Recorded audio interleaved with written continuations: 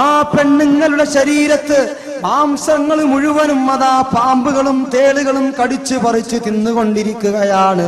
അവരാരാണെന്നറിയുവോ? ഫാത്തിമ.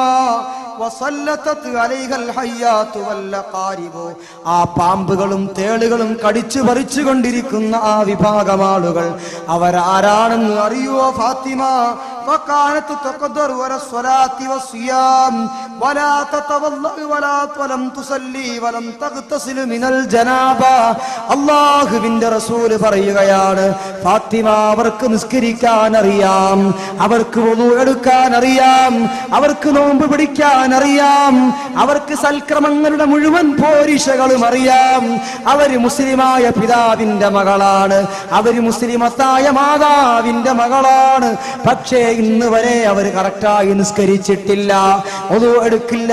നിസ്കാരത്തിന്റെ സമയമായാൽ വുളു എടുക്കാൻ ആ പെൺകുട്ടി മുന്നോട്ട് വരാറില്ല. അവൾ നിസ്കരിക്കാൻ ഒരുക്കമല്ല, അവൾ നോമ്പെടുക്കാൻ ഒടുക്കമല്ല. പോരാ, അല്ലാഹുവിന്റെ റസൂല് പറയുന്നു, വലം തഗ്തസിലു മിനൽ ജനാബ. ആ പെണ്ണ് പാതിരാത്രിയിൽ ഭർത്താവുമായി ശാരീരിക സല്ലാപത്തിൽ ഏർപ്പെട്ടിട്ട് സുബഹിക്ക് മുമ്പേ എഴുന്നേറ്റ് കുളിച്ചു സുബഹി നിസ്കരിക്കേണ്ടതിന്റെ പകരം ആ പ്രിയപ്പെട്ട സഹോദരി ഉച്ചവരെ കുളിയെ നീട്ടിക്കൊണ്ടുപോകുന്നവളാണ്. ജനാബത്തുണ്ടായാൽ ഉടനെ കുളിച്ച് ശുദ്ധീകരിക്കാത്തവളാണ്. ശരീരത്തിന്റെ ശുദ്ധിയുടെ വിഷയം ശ്രദ്ധിക്കാത്തവളാണ്. നിസ്കാരത്തിന്റെ വിഷയം ശ്രദ്ധിക്കാത്തവളാണ്. അമലിന്റെ വിഷയം ശ്രദ്ധിക്കാത്തവളാണ്.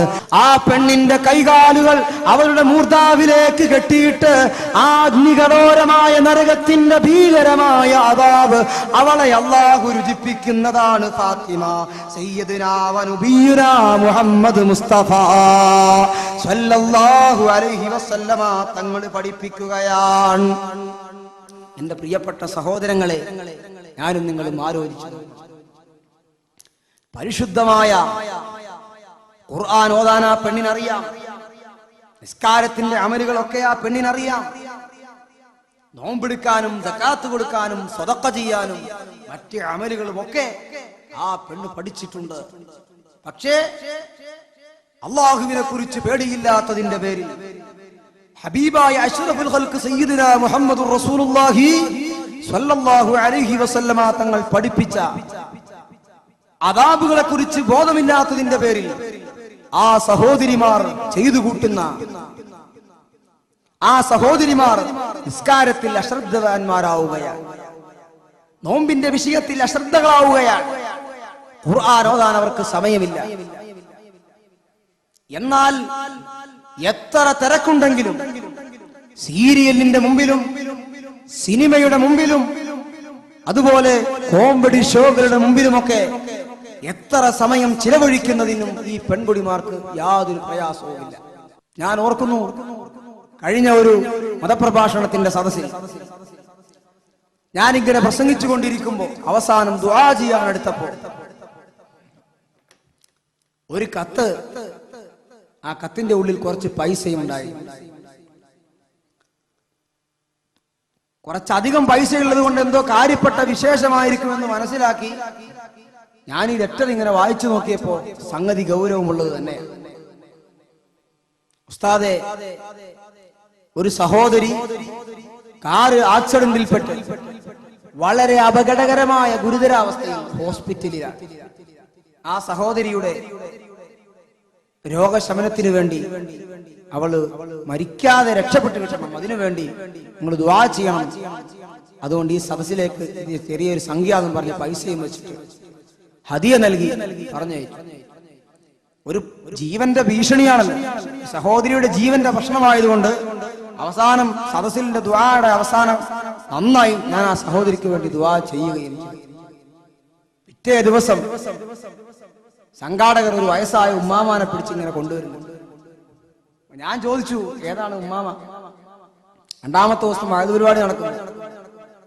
സംഘാടകർ പറഞ്ഞു, ഇന്നലെ ആക്സിഡന്റ് പറ്റിയ ഒരു സഹോദരിക്ക് വേണ്ടി ദുആ ചെയ്യാൻ ഒരു ഉമ്മാമ പൈസയും ലെറ്ററും തന്നിരുന്നില്ല, ആ ഉമ്മാമയാണ്.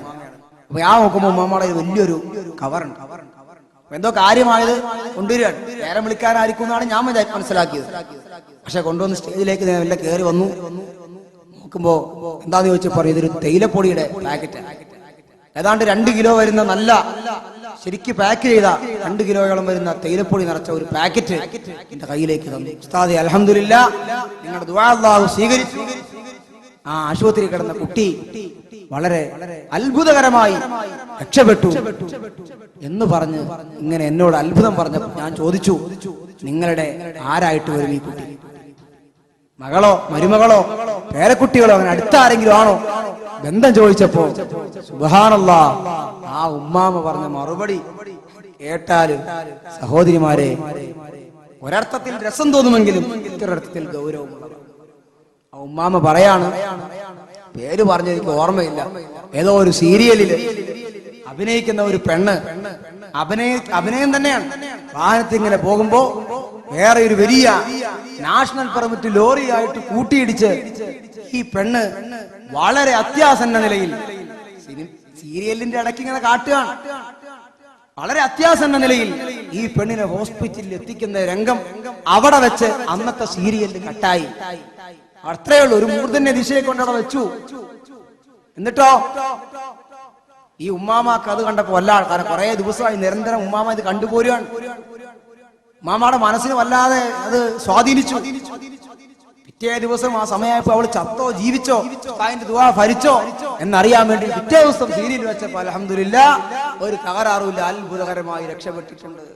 എന്റെ പെങ്ങളെ, എന്റെ സഹോദരി, എന്റെ ഉമ്മമാരെ, ഞാൻ ചോദിക്കാൻ ആഗ്രഹിക്കുകയാണ്, ഉഹദിന്റെ രണാങ്കളത്തിൽ അസദുല്ലിലാഹി സയ്യിദു ശുഹദാഇ ഹംസത്തുൽ ഖറാർ റളിയല്ലാഹു അൻഹുവിന്റെ പരിശുദ്ധമായ കരൾ കടിച്ചു തുപ്പിയിട്ട് നിന്റെ കണ്ണിൽ നിന്നൊരിറ്റ് കണ്ണുനീര് വീണില്ലല്ലോ. ഉഹദിന്റെ പോർക്കളത്തിൽ ലോകത്തിന്റെ അഭിവന്ദനായ നേതാവ് സയ്യിദുൽ വജൂദ് മുഹമ്മദുർ റസൂലുള്ളാഹി സ്വല്ലല്ലാഹു അലൈഹി വസല്ലം തങ്ങളുടെ പരിശുദ്ധമായ മുൻപല്ലിന് പൊട്ടലേറ്റിട്ട് അവിടുത്തെ പരിശുദ്ധമായ മുഖത്ത് മുറിവേറ്റിട്ട് നിന്റെ കണ്ണിൽ നിന്ന് കണ്ണുനീരുക്കിയിട്ടില്ലല്ലോ, നിന്റെ മനസ്സ് വേദനിച്ചിട്ടില്ലല്ലോ, നിന്റെ ഹൃദയം പിടഞ്ഞിട്ടില്ലല്ലോ.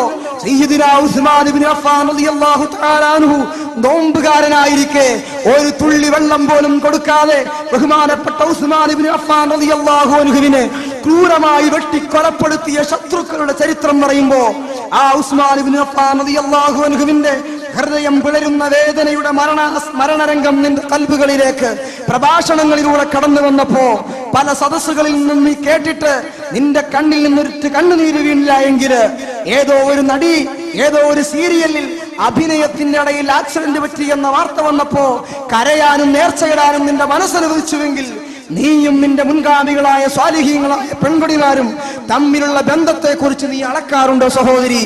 അളന്നു നോക്കണമെന്നാണ് ഈ സമയത്ത് എനിക്ക് ഓർമ്മപ്പെടുത്താനുള്ളത്. മഹാനായ സയ്യിദുനാ മുഹമ്മദുർ റസൂലുള്ളാഹി സ്വല്ലല്ലാഹു അലൈഹി വസല്ലമ തങ്ങള് ഫാത്തിമ ബീബിയോട് അവസാനമായി പറയുന്നു, ഫാത്തിമ, തൊട്ടപ്പുറത്ത് വേറെ ഒരു വിഭാഗം പെൺകുടിമാരെ ശിക്ഷിക്കുന്നത് എന്റെ നേത്രങ്ങളെ കൊണ്ട് ഞാൻ കണ്ടു ഫാത്തിമ. അല്ലാഹുവിന്റെ റസൂലേ, ആരാണ് ആ പെൺകുടിമാർ? എന്താണ് അവരുടെ അവസ്ഥ? അല്ലാഹുവിന്റെ റസൂലിനോട് ചോദിച്ചപ്പോ നബി തങ്ങൾ പറയുകയാണ്, വഅമ്മല്ലത്തി റഅസുഹാ കറഅസിൽ ഖിൻസീർ വബദനുഹാ കബദനിൽ ഹിമാർ. ഓ ഫാത്തിമ, ആ പെൺകുടിമാരുടെ തലയുണ്ടല്ലോ, അത് സാക്ഷാൽ പന്നിയുടെ തലയാണെന്ന് ഞാൻ പറഞ്ഞില്ലേ ഫാത്തിമ? അവരുടെ ഉടലുണ്ടല്ലോ ഫാത്തിമ, അത് സാക്ഷാൽ ഹിമാരിന്റെ ഉടലാണ്, കഴുതയുടെ ഉടലാണ്. പിതാവേ, അവര് ചെയ്ത തെറ്റെന്താണ്? അവര് ചെയ്ത അപാകത എന്താണ്?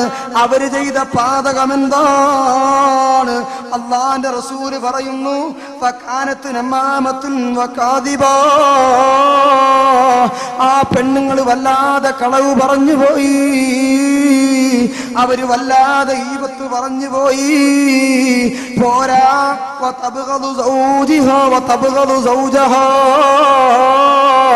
അവൾ അവളുടെ ഭർത്താവിനെ ദേഷ്യം പിടിപ്പിച്ചു പോയി. ഭർത്താവിന് പൊരുത്തമില്ലാത്ത അവസ്ഥയിൽ അവൾ പുറത്തുപോയി.